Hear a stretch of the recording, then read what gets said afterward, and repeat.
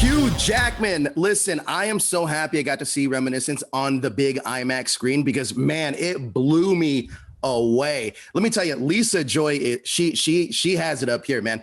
But I love the classic noir. You know what I mean? That classic noir, but it's really a blended genre thing, and it just keeps turning. Everything starts unfolding so layered. But tell me a little bit about your character, Nick Bannister, Hugh, and tell me about the machine. First of all, what a great description of the film. It literally everything you said is everything I love about it.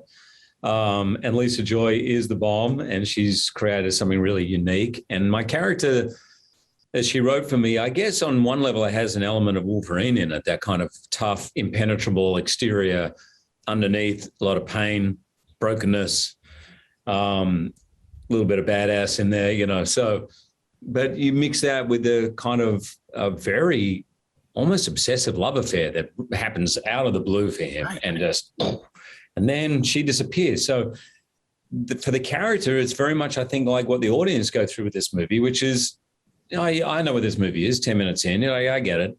And then very quickly it goes into areas and places narratively and in every emotionally that you don't expect. And so, and it's the same for Nick. And ultimately the movie feels very poetic to me. And I'm afraid that'll scare people away. But what I mean by that is it will resonate with you in different ways days after.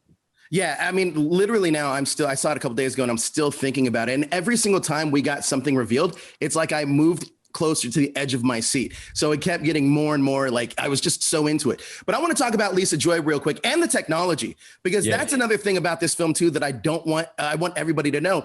This isn't necessarily CG. Talk to me about this technology, because when I read about it, I couldn't even wrap my head around it.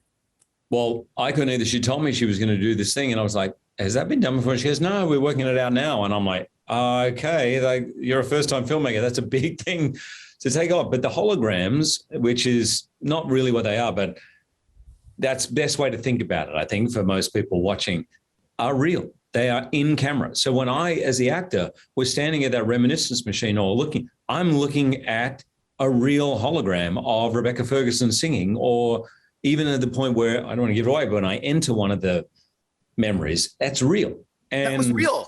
I'm so used my whole life acting to tennis balls on top of a stick, man. It was really complex and really difficult. And I said, Lisa, we've got to get the word out that you've done this, because no one will know or believe. They'll just assume it's so brilliant that it had to have been done by a computer.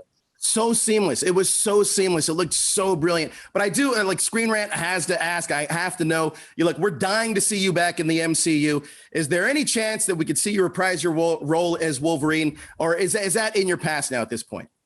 It's in my past, man. All good. But look, Reminiscence is Don't tell anyone, all right? I won't tell anyone. I won't tell the But Reminiscence is the future. Honestly, that technology in this movie, just seeing that alone is worth it. But God, it's such a brilliant film, Hugh. I appreciate your time, man. And let me just say one more thing, because as I said that, there's not a day goes by where I'm not unbelievably grateful for having been part of that MCU universe, particularly to be there at the beginning of it and to watch it, to see Kevin Feige going from being an assistant to a producer and a mate of mine to where he is today. And that was a role of a lifetime. So I don't ever want people to feel that when I say like I'm done, like it's a glib thing. Sure. It was one of the great chapters of my life. And in mine as well. And by the way, also, your songs from The Greatest Showman are my karaoke choices. So I can't do them like you, but they are my choices. But thank you so much for your time, Hugh. I appreciate it. Which is number one? Which one do you go to? What's the first? Oh, man. I really like the one that you did with Zac Efron, the Right Here, Right Now. Yeah, right. Me and my friend Jezer do that. I do your part. He does Zach's part. And it's a lot of fun. But thank you, man. Perfect. Good I love it, Hugh. Thank you. I appreciate it. With the tequila shot glasses. That takes it to another level. Oh, dude. Yeah, I can imagine. Thanks, man.